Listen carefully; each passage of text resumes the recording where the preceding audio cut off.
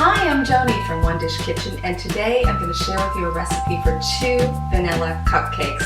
These cupcakes have a wonderful melt-in-your-mouth texture, and they're topped with an amazing, rich, indulgent buttercream frosting.